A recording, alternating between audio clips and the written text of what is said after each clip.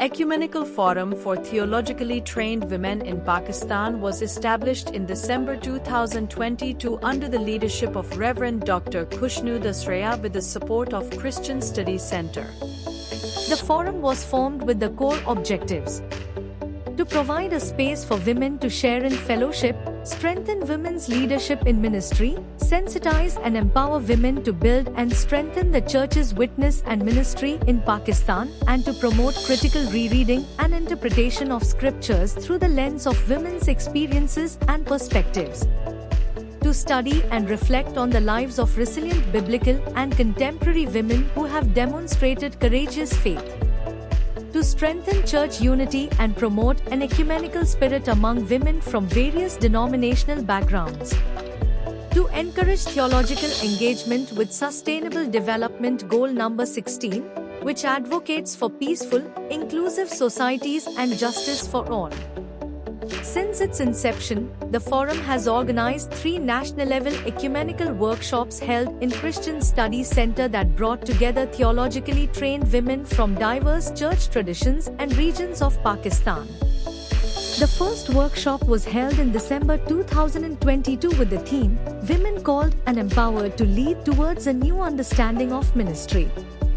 The second workshop held in October 2023 with the theme, Theology of Gender Equality, a Biblical and Theological Perspective.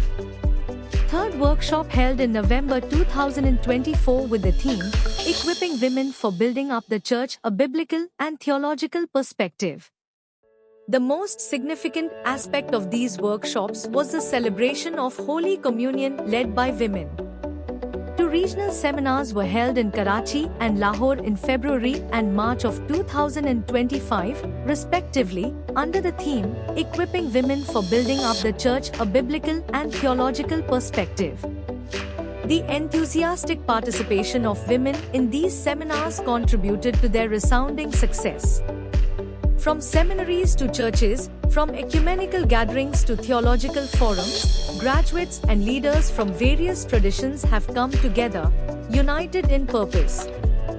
Representatives from Roman Catholic, Presbyterian, Salvation Army, Brethren, Pentecostal, Baptist, and Church of Pakistan stand shoulder to shoulder, each bringing their unique voice to this sacred mission. In these workshops, participants affirmed that gender equality is part of God's original design.